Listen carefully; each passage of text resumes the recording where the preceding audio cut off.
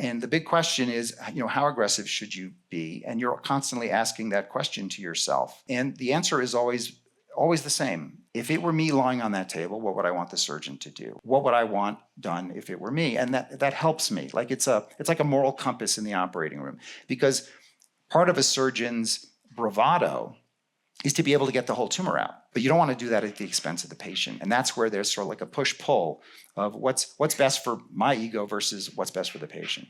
Prominent CEOs, leading economists, iconic investors. Insights from the experts.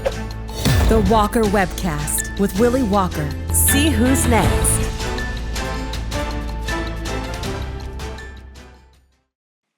A couple years ago, I was asked to come and interview Evan Osnos, who happened to have gone to Harvard with Ted. And it was somewhat of a daunting task, but on a topic that I know a little bit about, which is politics and why the US had sort of turned towards Trump. And it was a high task, but I think I got through it. And then John Burnham Schwartz said, okay, you did pretty well with that. Let's throw Ezra Klein at him. And so the next year I had Ezra Klein and talking about AI, which 3 years ago, AI was still reasonably nascent as it relates to a topic of discussion. I studied hard and still had a pretty tough time keeping up with Ezra Klein's mind, and but thought I got through it. And then last summer, John calls me up and he says, I want you to interview Jeff Rosen.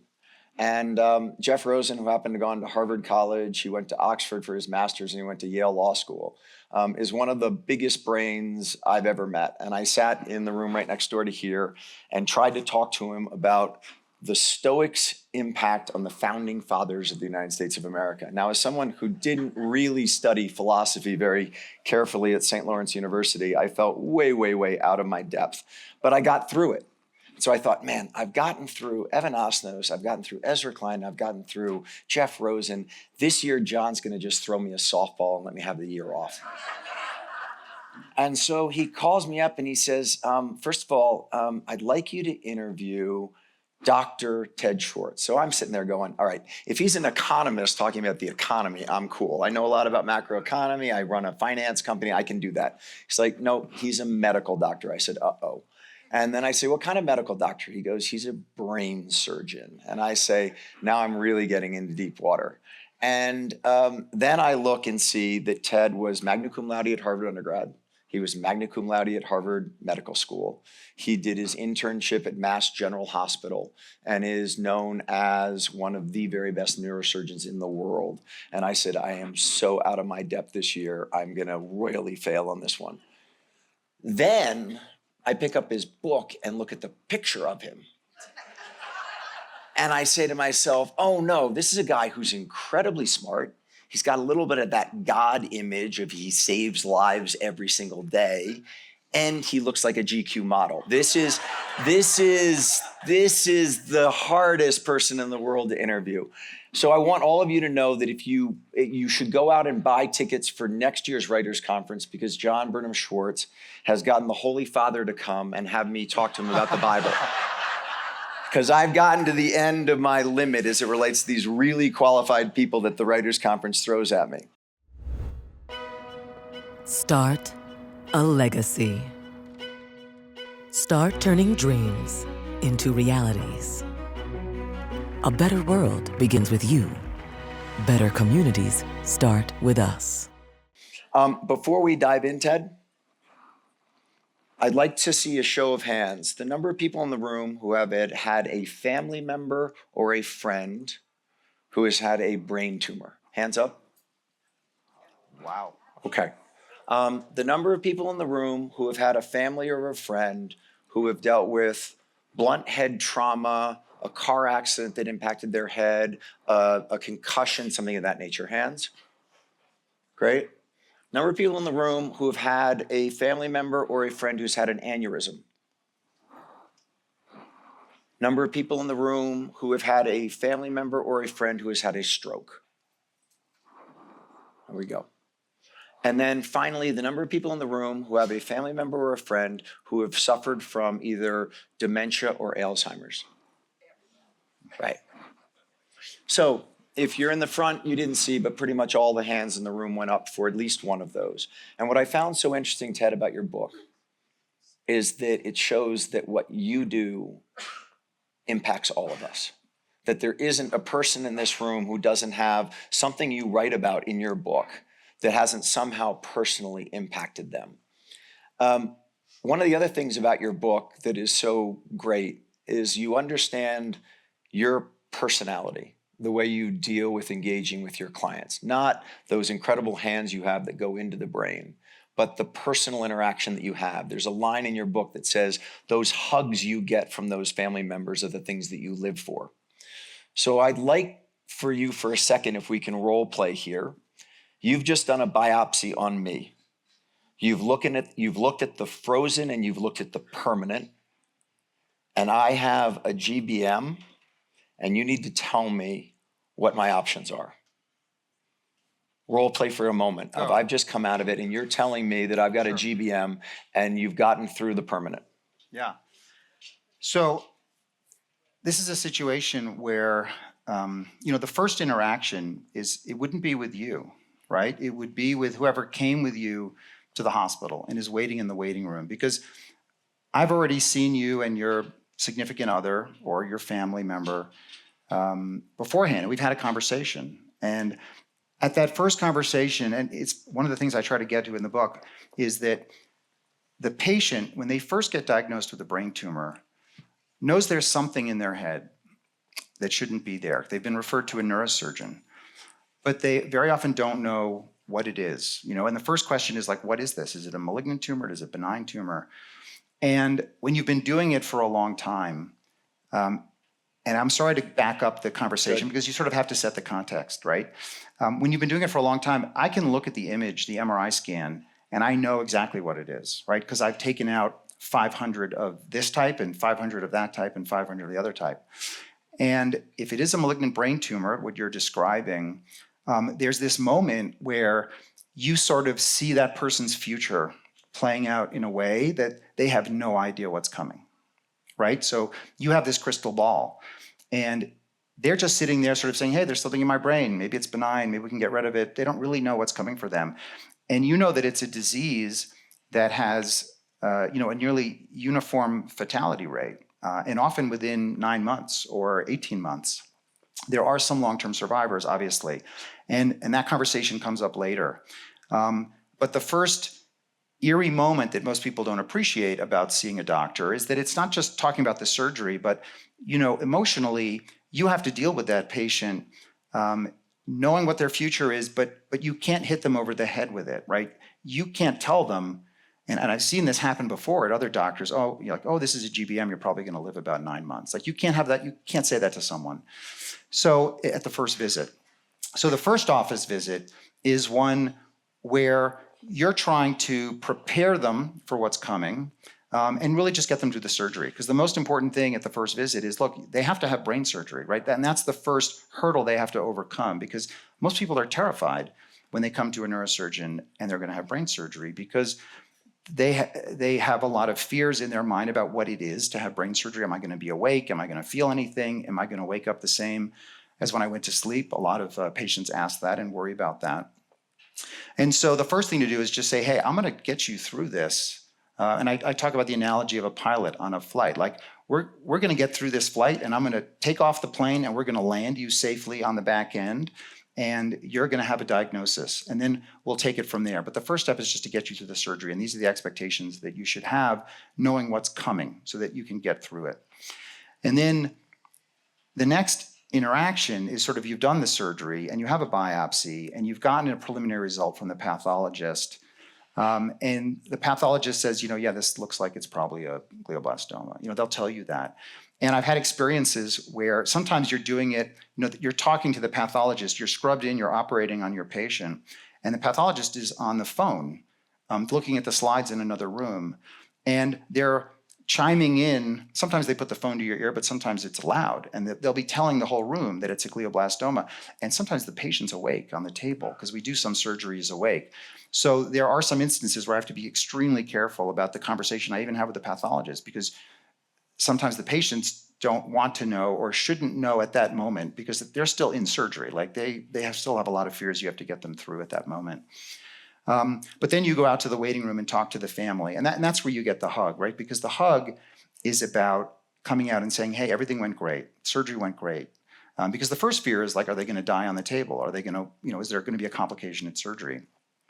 So you have to get through that. And that's a beautiful moment where someone you barely know who, was sitting in the room next to the patient at your first visit and maybe asked 2 or 3 questions, literally just breaks down in tears just when you say, hey, everything went great. And their arms sort of reach out and they give you that hug. And I also often have students who are shadowing me who I make come into the room to see that moment because it's such an important moment. But then you have to tell the loved one, because they'll say, hey, what kind of tumor was it? What is it? And you say, look, it looks like it may be one of the more tricky ones for us to treat. It looks like it's more on the malignant side than on the benign side. And again, it's important not to be too definitive initially because the early diagnosis is not always correct 100% of the time. But it's mostly correct. It's mostly correct, 95%. And I know 100% certainty that's what it is because I've seen the films and I know what the pathologist told me. But every once in a while, and you have to know as a doctor, you have to be humble enough to know that sometimes the final pathology can change. And so if I tell you have a malignant brain tumor and then you go through that emotional process and then I tell you a week later, oh, it's benign, I'm sorry, I made a mistake. But you can't do that. You can't do, and I heard. But you have to prepare them. You write about that in the book. Right. But at the same time in your mind, it's over. I mean, in other words, you talk about leaving them with hope, but is that false hope? So the hope part starts there. And it's not false hope. And we'll talk a little bit about hope in a second, because there's a great book by Jerome Groopman called The Anatomy of Hope. It's sort of the classic book on doctors and hope. And he talks about how to create real hope, not false hope. And so the real hope is when you then have the final diagnosis and you say, hey, look, this is a glioblastoma. You can read about it. This is a tough tumor to treat. And, we can throw everything at it and it often comes back. But there are long-term survivors. And I'm going to do everything I can in my power to make sure that you're one of those long-term survivors. And this is what we're going to do. And I'm on this voyage with you. So we're going to get you in the hands of the best neuro-oncologist we can. And I'm going to give you a couple names. You don't have to stay at my institution. You can if you want. But if you want to go across the street, you want to go over there, I'll give you names. And then if you come across clinical trials and you're not sure what to do, send them to me. I'll review them with you. We'll figure this out. But the most important thing that I can do for a patient is to do everything I can to take out as much of the tumor as I possibly can. And that's the first challenge when you're not just doing a biopsy, but you're actually doing surgery to remove the tumor. Because often brain tumors can be in parts of the brain that are near important things. The part that moves your arm, for speech, for memory. And so you have to be exquisitely aware of how the brain is organized and where all those things are. And sometimes we have to do surgeries awake so that we can map out the different parts of the brain to know what areas to avoid and how close we can get. And that's why we sometimes do surgery awake. But the goal is to make that scan look clean and take the whole tumor out. And we have dyes that we can, patients can drink and make them fluoresce, which is a new technology I talk a little bit about. But if I can get that post-op MRI scan to look clean, then I can say to them, look, you're in the best position possible going forward because of the surgery and how well it went to be one of those long-term survivors because we got your whole tumor out. Now, you're not cured, but you're in the best place moving forward. Now, let's talk about the next step. Talk about that moment when you're in there and you're trying to determine how aggressive to go as far as getting, if you will, clean edges. Yeah. And the function of life versus length of life. Yeah. So quality of life is incredibly important because I can clean up that MRI scan and the patient can come out paralyzed and not able to talk. And sure, the MRI may look good, the scan may look good, but the patient looks horrible. And that's not a way that they're going to live the rest of their lives. I wouldn't, be very difficult to live with myself. And so there's that constant balancing act that neurosurgeons do. And that's one of the things I try to bring across in the book is that when you do brain surgery, you're doing this 4 or 5 hour operation and you're often working under a microscope and you're doing, very, very fine, delicate moves. where you're picking tumors that can be anything from soft and suckable to like a firm rubber ball off these tiny nerves, and peeling it away from the brain in blood vessels that are bringing blood to important parts of the brain. And during that surgery, you're literally making thousands and thousands of small decisions as to what to do and how aggressive to be.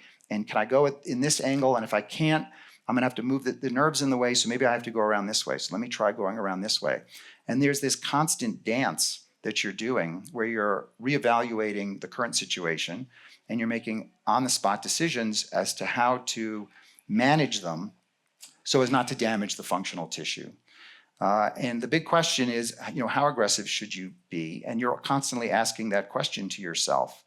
And the answer is always the same eventually, which is, if it were me lying on that table, what would I want the surgeon to do, right? So that's the question I always ask myself is, what would I want done if it were me? And that helps me. Like it's like a moral compass in the operating room, because part of a surgeon's bravado is to be able to get the whole tumor out, right? Because we then show those films, our colleagues may see those films, the referring doctor will see the films, they may show them in a conference. Oh, did Dr. Schwartz get the whole tumor out or not, right? So part of your ego as a surgeon is to try to get the whole tumor out. But you don't want to do that at the expense of the patient. And that's where there's sort of like a push-pull of what's best for my ego versus what's best for the patient. Talk about the mapping of the brain in the sense that, so Dr. Penfield, who was one of the pioneers as it relates to brain mapping. Yeah. Talk for a moment. You've mentioned a number of times here about having people awake during the surgery. So I want to dive into that as it relates to why it is that you have to, if the tumor is sitting near the part of the brain that controls speech, having the only way to ensure that you're not going to break the speech functioning is to have them awake.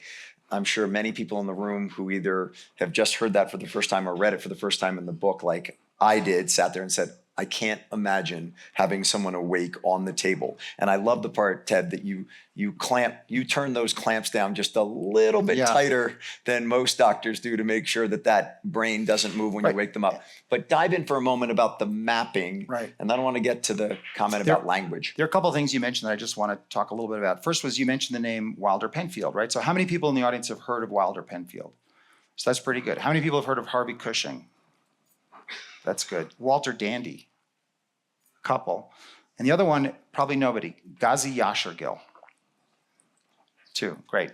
So one of the reasons I wrote the book was I thought to myself, there are these huge icons in the field of neurosurgery that very few people have heard of, or some people have heard of, who have revolutionized the field of neurosurgery. And when everybody raised their hands who's knows someone who had a brain tumor or had an aneurysm, these are individuals who have changed all of our lives, right? Because they taught us how to do, they were the first ones who were bold enough to do these crazy operations that at the time people thought were nuts, to do certain things. So telling their stories and making their stories public was really important to me, that people knew who they were, because they're so important to us. But if you're not a neurosurgeon, you don't really know who they are. Yashergil, who nobody knows, was the first neurosurgeon who really taught us how to do microsurgery. So every time a neurosurgeon is working under a microscope doing neurosurgery, we owe that credit to Ghazi Yashergil, who's the first one brave enough to do it. And there's a whole history of the way, there were masters of neurosurgery and their apprentices, and how the apprentices would overthrow the masters in the history of neurosurgery. There's a lot of drama in there. Yeah, there's a lot of drama in there. Not a lot of love lost between a number of the people you just mentioned. No, as you can imagine, between the dogmatic hair professor, and the student who then goes on and has a chip on their shoulder. And we're talking about how chips on your shoulder drive you. They all had chips on their shoulder to overturn someone who maybe didn't treat them very well along the way. So that was the first thing I wanted to say. So Penfield is an incredible character because he was originally he also trained with Cushing. That's the other thing. Like, everybody comes from Cushing. And so Cushing, trained Penfield, who trained this guy, Arthur Ward, who trained George Ogerman, who trained me. So I'm a descendant of Harvey Cushing and Wilder Penfield when I learned how to do brain mapping. And we all neurosurgeons know that. You sort of know your lineage because it all goes back to Harvey Cushing. And there are actually websites where you can put in any neurosurgeon's name and it'll go back to like who trained them and boom, Harvey Cushing, And just quickly before we jump to Penfield and you getting to your answer, just for a second, why was it that Cushing is such the founder of neurosurgery? I love talking a little bit about him. He's a remarkable human being. And the first picture I want to say, so there's a picture of someone doing a backflip there, if you can see the picture on either side. So that's Harvey Cushing when he was at Yale. And he's doing a backflip off the Yale Library steps. And it's a famous picture if you know neurosurgery, but it's if you interpret the picture, right? Here's a kid who's standing in front of the Yale Library. So it's this bastion of knowledge and like everything that came before him. And he's doing a backflip. Like he's sort of like thumbing his nose at everything that came before and overturning all his forefathers, right? And it's just, so it's such a symbolic picture. And that one he's of doing 10 a kids backflip. from Iowa. One of 10 kids from Iowa? Grew up, you mean with his Grew up, brothers growing and up. He was sisters. one of 10. Yes. In other words, he's got some real chutzpah being at Yale doing a backflip off of it, and it comes from a pretty humble beginning to get to that. For sure. point. Although his brother had gone to Harvard Med School, his father was a doctor. Like there were physicians in his family, and then he also had a lot of self-doubt. You know, one of the first operations he did, he was asked to give ether, to work as an anesthesiologist, to give ether to a patient under his care. And because there was no field of anesthesiology, so they'd be like, here's the med student, you give the ether. So he put the ether over the patient's face, and the patient died. And he had to deal with that, and he went into a deep depression. But he came out of the depression. He actually was credited with coming up with the meticulous records of blood pressure and heart rate that anesthesiologists take during surgeries. He came up with that, Harvey Cushing, when he was a med student, because he said there's got to be a better way. Like, this is crazy that this patient died. He was a workaholic. He smoked cigarettes relentlessly. And he was a puritanical, not a nice guy in the operating room. A lot of people talk he was very sarcastic and not a great husband. And the classic story about Harvey Cushing, which is just remarkable, is that he had 3 daughters who are actually very famous and ended up marrying very wealthy men. If you ever saw the show The Swan, it was about one of his daughters, the Swans, Truman Capote's Swans. But he had a surgery on a Saturday, because he operated on Saturdays, of course. And he was scrubbing for the operation, and he got news that his second son, Bill, who was a junior at Yale, who was out partying because he just finished his third year, was in a car and got into a car accident and died. So here's Harvey Cushing getting this information the morning before surgery. And instead of collapsing on the ground or canceling his surgery or calling his wife and saying, Kate, like, how are we going to go on? He goes into the OR and he does his operation, right?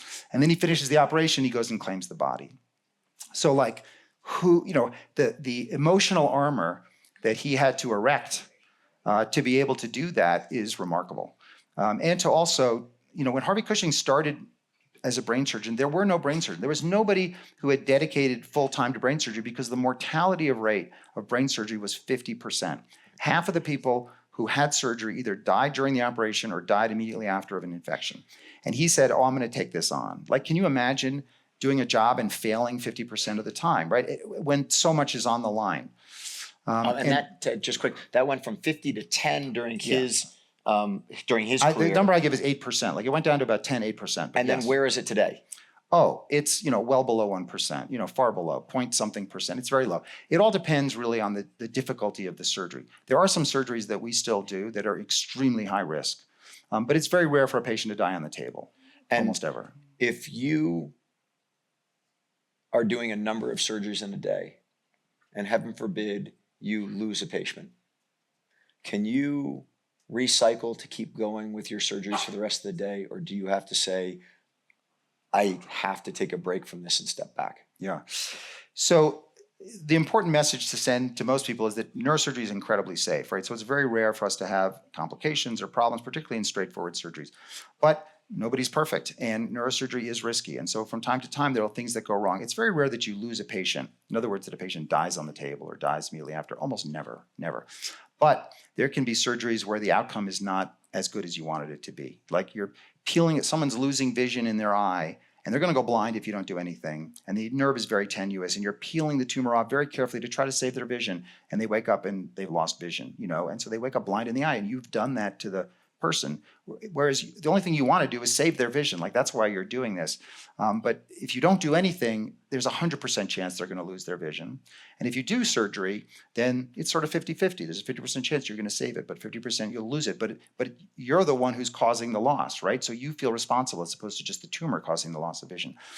But if those things happen in the morning, we have trained ourselves to just, close the door, put the first surgery in the rear view mirror, which emotionally is very hard to do because it weighs on you and you have to be there for the family, and move forward because you have to be there. You have to show up for the next surgery and the next person.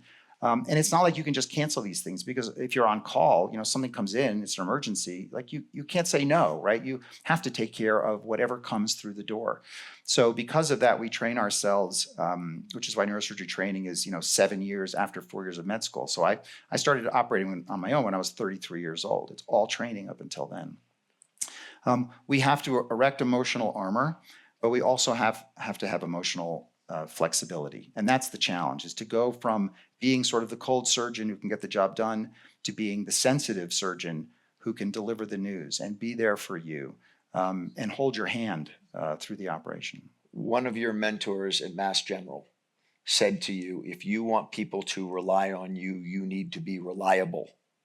How do you manage that between your personal life and your professional life?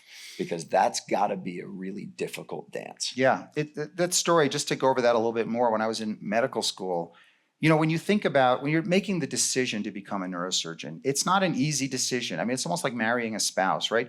Because I was very conflicted and very torn because I had a lot of interests. When I was in high school, I played music. I was a jazz bass player. I loved music. I did sports. I loved sports. I loved reading. I loved a million things. And I knew that neurosurgery was going to take 100% of me, and that I was going to have to give up everything else that I did. I was going to have to make all these sacrifices and basically live in the hospital, for decades. And even the practice of neurosurgery is very challenging. And the divorce rate was very high when I started practicing neurosurgery.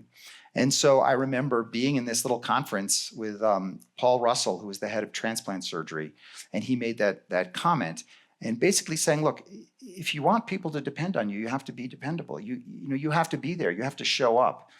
And so I made the decision at that moment that that's what I wanted. I wanted people to depend on me, and they weren't going to depend on me if I wasn't dependable.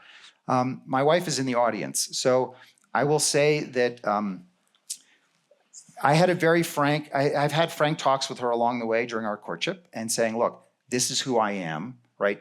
This is the life you're buying into. You choose, because I'm not going to change in terms of what I need to do to be the neurosurgeon I want to be. But that said, I make every effort I can when I'm not in the hospital to be 100% present for my family, for my kids, to take vacations, to do what I can. And the way I say it is, I'm not, to my kids, I say, look, I can't be there for everything, but I'll be there enough. And know that I'll be there enough. And if they ever need something from me, they'll send me a paper to review or to write or whatever, I'll be like, look, I can't do it tonight. Tell me when it's due. I'll do it tomorrow morning. I'll carve out the time. You tell me when. So the other thing I did with my kids that I think was very important is I brought all of them into the operating room when they were little. And you could sneak them in on Saturday night. You get called in for an emergency surgery, and I would put scrubs on them and a hat, and I'd put them in the corner of the operating room, and I'd operate because I wanted them to see what I did. I wanted it not to be a mystery. What was the thing that was keeping Dad from my baseball game? And so by them going in there, they knew what it was, and they appreciated that I was helping other people. And then they would actually, when I would say, oh, I got paged, I have to go, they're like, okay, Daddy, go. You go. This is important. They would encourage me to go, which was great to have them buy into it. And then over time, I would operate on their friends' parents, or so, and they would see people in the community come up to you and say oh, what you did for me, was so important. Thank you so much. And they would feel proud about that. Yeah. 4 kids. His wife, Nancy, went to UPenn and Yeshiva University and got her law degree there. So she had her own professional life and raising those 4 kids. So Nancy did an amazing job with all of that.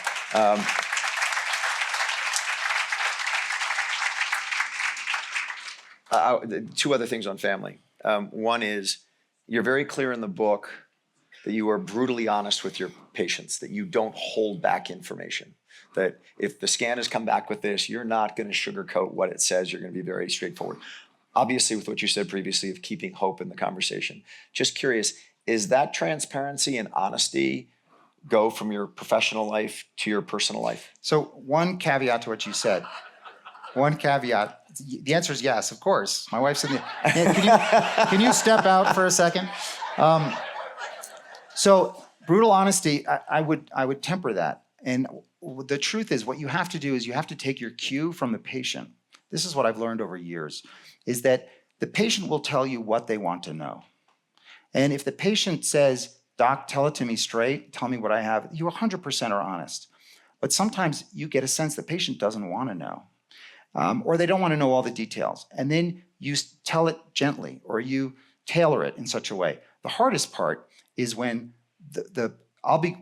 I'll have a consult with someone in the room, and whoever I'm working with, the nurse or someone will say, the family wants to talk to you beforehand. And so I'll speak to the child, whatever, and they'll say, "Don't tell my mother the truth. Whatever you do, don't tell her the truth." Or "Don't tell my wife the truth."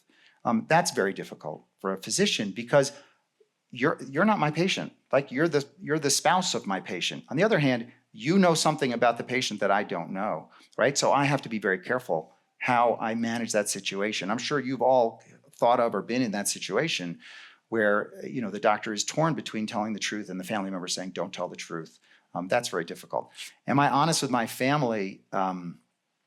Again, it's the same thing. You got to read the room, in terms of how honest. Like she doesn't always want to know all the details. My kids don't always want to know if something bad happened in surgery. So no, you got to read the room. Final thing on your family life. Your mother is a Holocaust survivor. Your father was a psychiatrist practicing in New York. Your father actually died from a brain tumor. Your mother, talk about not being able to say, if you will, what you wanted to say to your dad and then taking advantage of it with your mom. Because I think that's a really important piece as someone who deals with life and death every day. So one of the things I want to talk about in the book, in addition to the history of neurosurgery, what it's like to be a neurosurgeon, was what is it like when one of your family members gets sick and you have to take care of them? Or one of your best friends or one of your best friend's parents. How is that experience when you're the physician and you have a relationship with them? And so I tell the story of both my parents, which was very therapeutic for me and great. My father's story was that, he had a stroke actually. And I remember he called me on the phone one morning. He'd had an operation, benign tumor in his abdomen, and he was in the hospital for this simple operation. And the next morning he called me on the phone, and I picked up the phone and I could hear it was my father's voice, but I couldn't understand a word he was saying. And he had something called a Broca's aphasia, which is a kind of trouble with your speech from something in the brain. And I knew exactly what it was because I think I was a sixth-year neurosurgery resident at the time. I'd taken care of so many patients that I knew the diagnosis.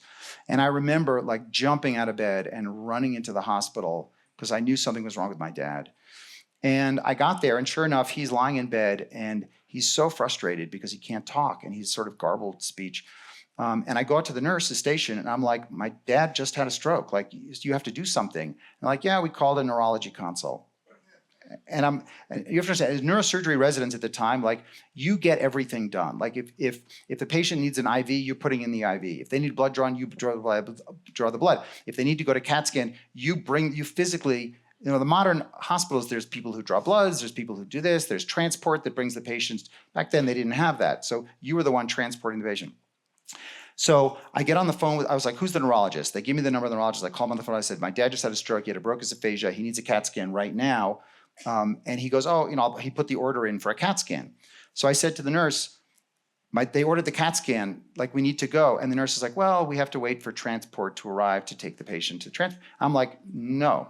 So I ran into my dad's room. I took the IV pole down. I bundled him up. I unlocked the bed, and I start wheeling him down the hall. And I was like, "Where's CAT scan?" They're like, "5th floor." But they said, "You can't do that." And I was like, I was gone. And so I went right up to the CAT scanner. I get to the CAT scan. I said, "I'm Dr. Schwartz. This is my patient. He needs a CAT scan right away." And I literally am there helping the tech, because it's on a Saturday, move my dad from the stretcher into the CAT scanner to get his CAT scan. And then I'm going to cry, so I apologize. So the next moment is what happens is your dad or a patient goes into a CAT scanner, and as you know, that they slice after slice comes up, and there's a monitor. You know, you're used to seeing in the old days it was they had it on a board where they would show all the screens, but all the scans, the slices. But when the CAT scan is being done, each image comes up one at a time, right? And it starts at the top of the head. And I'm thinking, my dad had a stroke, and I know what a stroke looks like, and I know where it probably is. And I'm seeing slice after slice of my dad's brain appear on the scanner. And I'm like, looks good, looks good, looks good. And they get down to where I know the part is that controls speech, and there's this big black spot, which is what a stroke looks like. And so there I am, like making the diagnosis, essentially, of my father's stroke, which was heartbreaking. And it turned out that he had a hypercoagulable state because he had a smoldering. My dad was a Freudian psychoanalyst, so he used to smoke a pipe. And now he had quit. He literally looked like Freud. I mean, you'll see the picture. He had the whole beard, the whole thing. So that's the house I grew up in. And he, because of that, he was very frustrated that he couldn't speak. It was very hard for him. And because of his smoking, he had a lung cancer. That was the point I wanted to make. And it was the lung cancer had caused his blood to coagulate more than it should. And that's why he got the stroke. It was incidental to the surgery he had. And so he died very soon after. And one of the conflicts I had was that, you know, there I was at his bedside. I knew he had lung cancer. We were trying to treat it with chemotherapy, but he had this, you know, blood disorder from the hypercoagulable state, so he couldn't really get his chemotherapy. And I was always very optimistic with my dad. I was like, we're gonna, you know, it's gonna be okay. Everything's gonna be all right. We're here for you. You know, whatever you need, we're here. And I never really had that like heart to heart with my father, where I told him what he meant to me, you know, and sort of said my goodbyes to him, because I was also trying to be the optimistic doctor, like, we're gonna lick this thing, we're gonna beat it, I'm here to help you. And that's a regret that I carry with me to this day. And I know it spoke to you. It spoke to me. Jump to your mom and what you did on your mom's 90th birthday. Right. So this is not in the book, but we were talking about it last night. So when my mom turned 90, my wife threw an incredible birthday for her. And I basically gave her a eulogy on her 90th birthday, which was very meaningful to me, so she could hear it.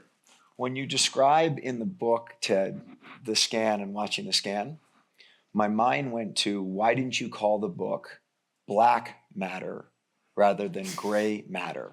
Because your entire life, your job is identifying black matter and dealing with the black matter, not the gray matter, because the gray matter is a healthy brain, correct? It is the healthy brain, but as we all know, when you have to make a difficult decision, it's not always black and white. It's usually gray. Right. So it's fantastic. Right.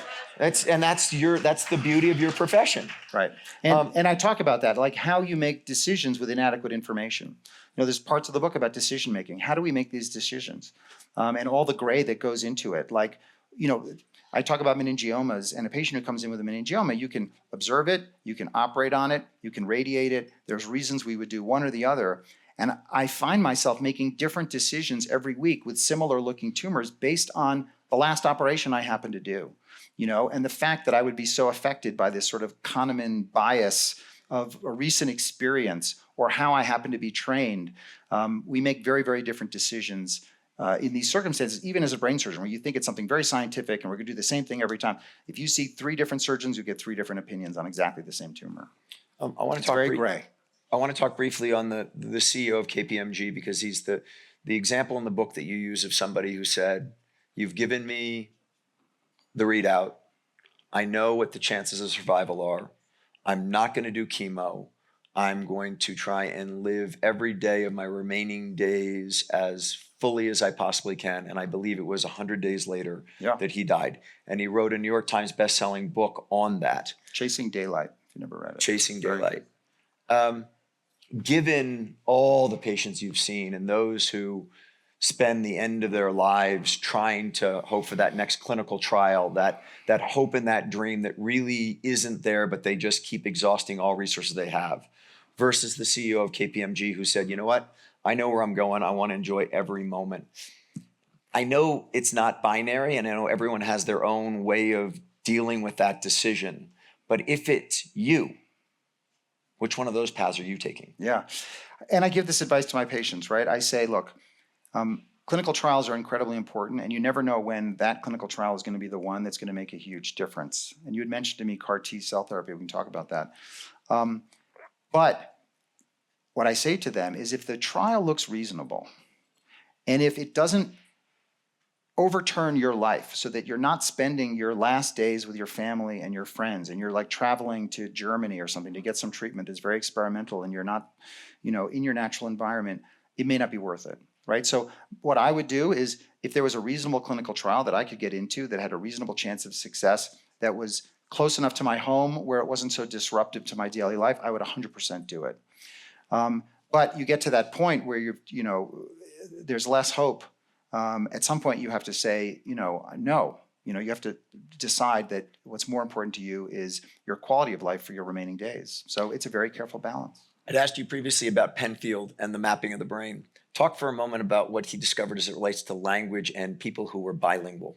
Yeah. Fascinating. Yeah, it is fascinating. So the story is Penfield, and then there's a guy named George Ogeman who trained with Arthur Ward. And I trained with him. And one of the reasons I went into neurosurgery was I read a paper when I was a medical student. I was very interested in learning other languages. My mother had grown up, was born in Vienna and hid in Belgium during the war, so she spoke German, she spoke French, she spoke English.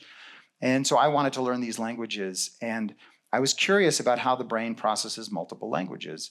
And I had already sort of known that there were a part of the brain in the back called Wernicke's area that's for understanding speech, and in the front called Broca's area.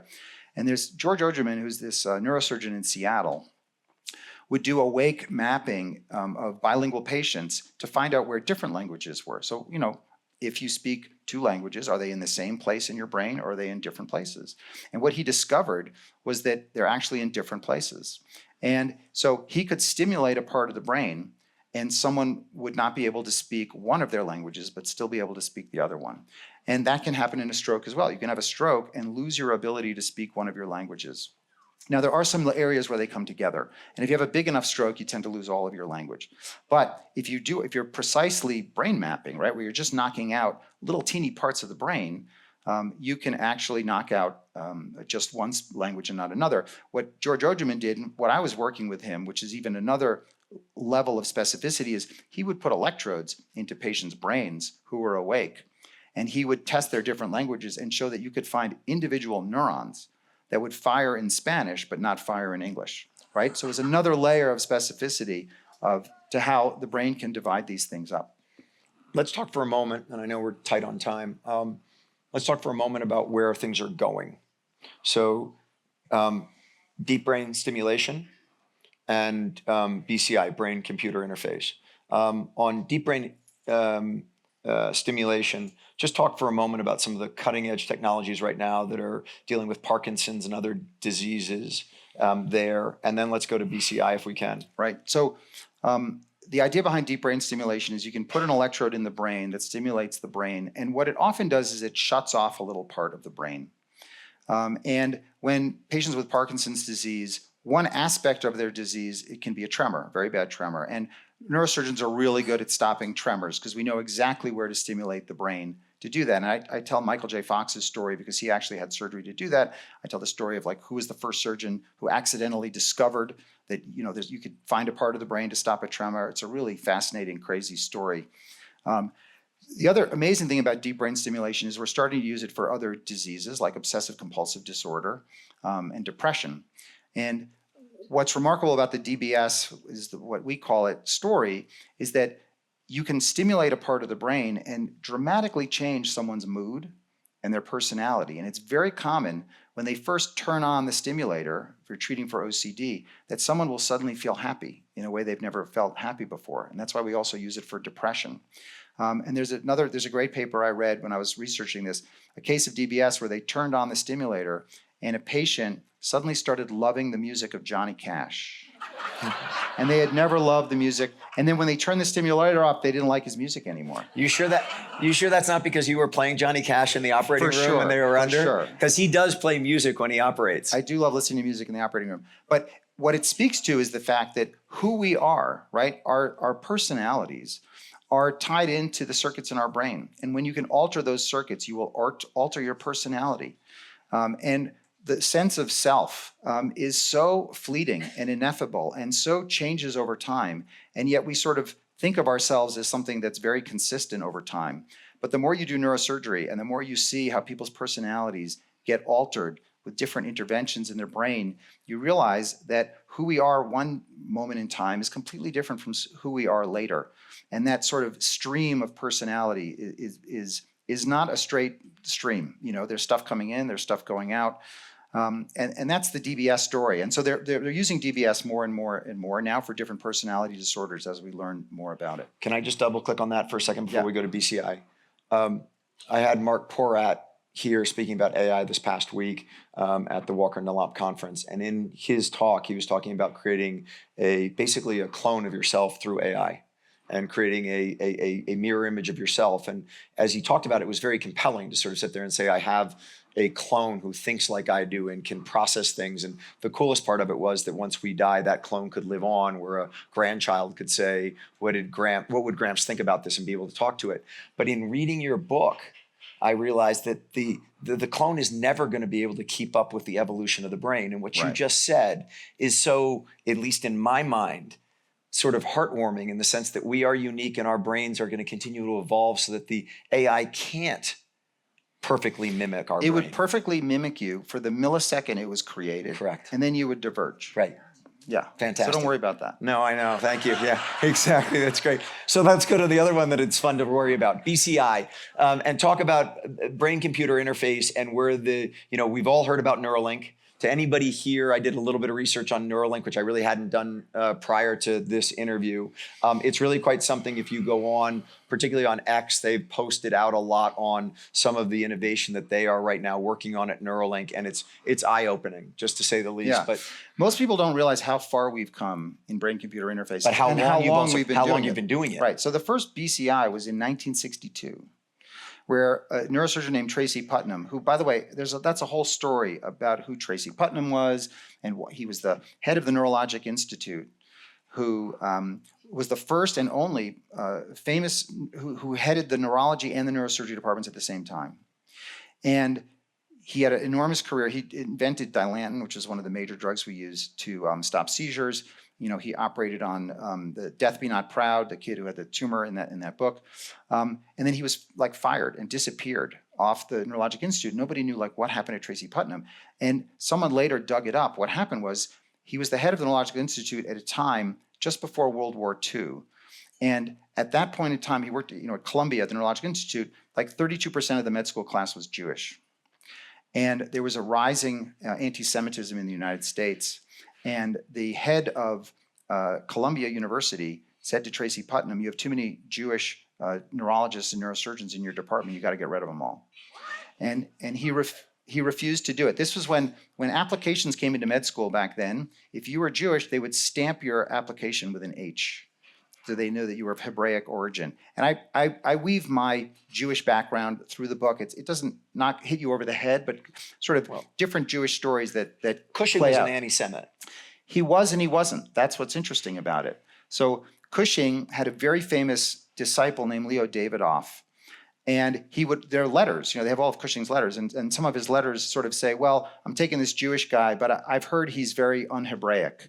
Like, he's not that Jewish, to sort of validate it. And so he definitely had anti-Semitic tendencies, but they were probably very common at that time.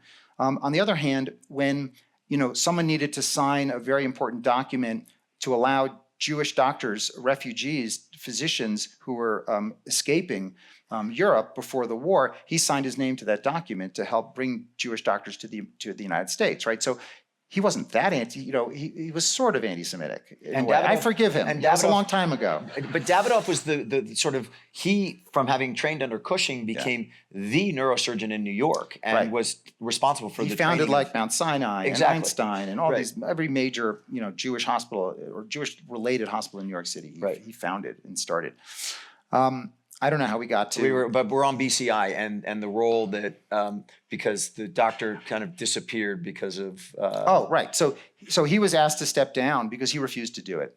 Tracy Putnam, and he went to California. He refused to fire all the Jewish doctors. So he went to California, worked at what was later Cedars of Lebanon that became Cedars-Sinai, and he did the first operation where they literally implanted 4 wires in the occipital lobe, which is what processes vision. He built this for $10 with like parts he got at Radio Shack, 4 wires, and then they had a flashlight that was really a photoreceptor. So a blind person would walk around holding this photoreceptor, and when it got a stimulus, it would trigger the visual cortex. Because if you stimulate the visual cortex, you can see little flashes of light. They're called phosphenes. It's a very well-known phenomenon. And so the first brain-computer interfaces were created to recreate vision, where you would implant electrodes on the surface of the visual cortex, and then you have a camera. You can see a guy there. That's a picture of one of the first brain-computer interfaces. He had a camera on his dark glasses. He's blind. The camera takes his information and then stimulates electrodes on the surface of his brain to create little flashes of light to outline figures. And that was what BCI started. And then as it evolved, they started to implant more complex things in the brain. And what you see on the bottom, that bed of nails, that's actually about the size of a pea. And it has 100 electrodes that get implanted in the brain. It's called the Utah array. And it was developed at the University of Utah.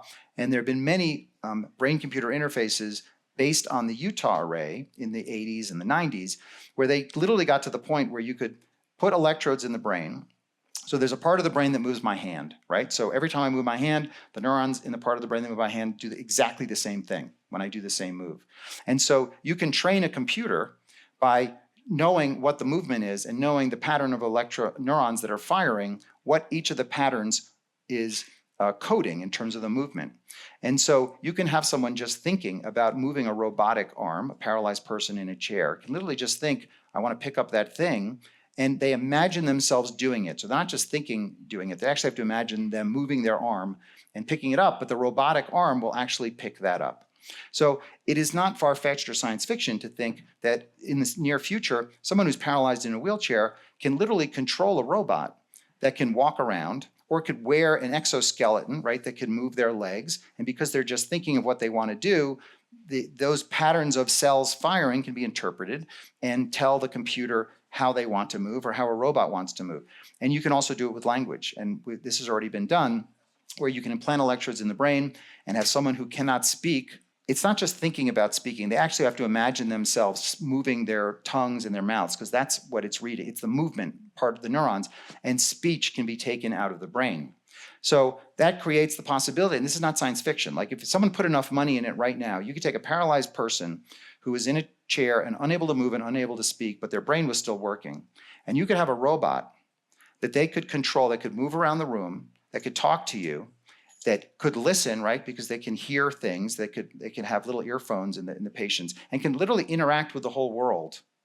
And they could just be sitting in their chair, having a virtual doppelganger, a robot that's walking around, and they could even have the tone of their old voice, which they've done. They've recreated paralyzed patients' voices and their facial expressions, right? Because your facial expression is movement of muscles, and there are neurons that controls that. And so if you know the pattern of movement, you can literally have a picture. You could be paralyzed in a chair, if God forbid, and they have a picture with your face on it, and it would show your facial expression saying things that you were thinking of saying with your voice, because your voice pattern off your podcast is very well known. It wouldn't be hard for an AI to recapitulate your voice.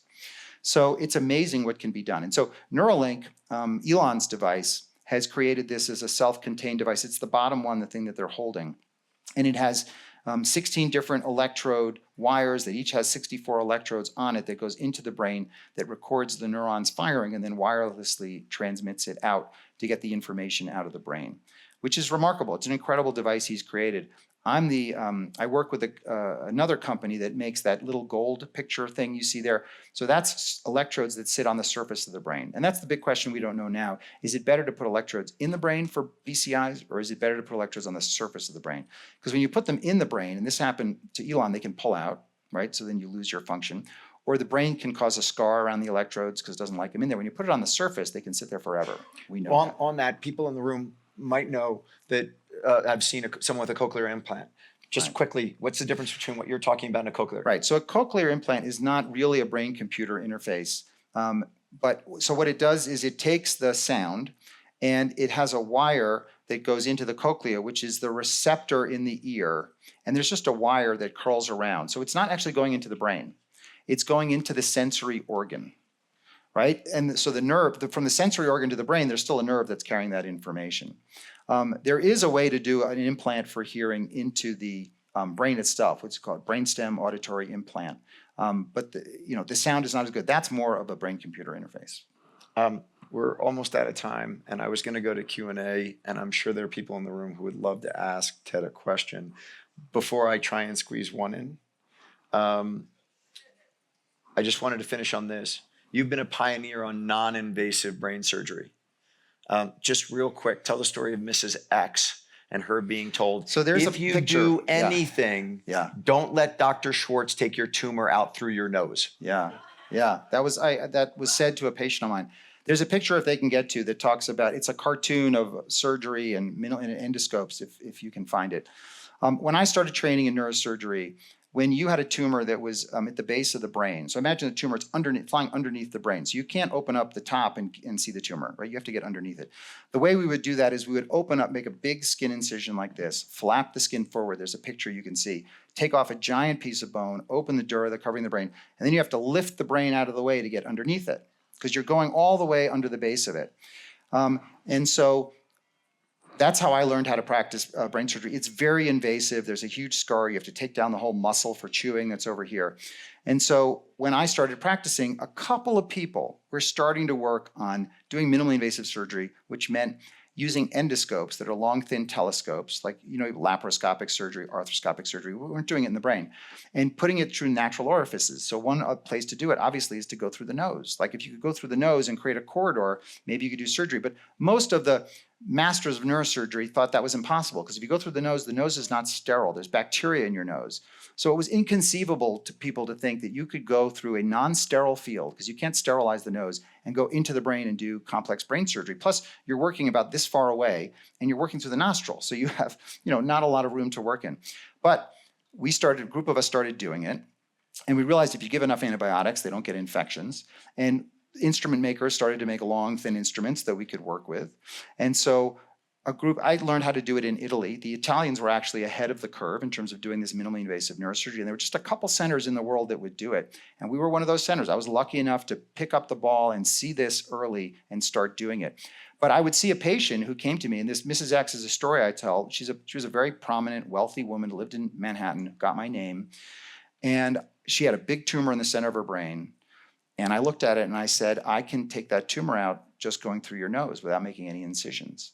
And she said, well, the other doctor I had to make this, to do a huge incision, open up the side of my head. And I said, I can do it through your nose with no incisions. And so she went back to see that doctor and he was the chairman of a big department in New York City. And I was like 5 years out of my residency. And she's like, how come you didn't offer me this operation that Dr. Schwartz offered me? And he said to her, whatever you do not let Dr. Schwartz take that tumor out through your nose. Because it was so ahead of the curve that he thought it was literally malpractice to do that. But she came back to me and she said, I trust you, and we did it, and she's been cured, and she's still cured to this day and retired in Florida. Yeah, thank you. It's a great last anecdote. And now, by the way, every hospital in the country does surgery through the nose to take out those tumors. Now, this is now 20 years later. Ladies and gentlemen, Dr. Ted Schwartz. Thank you.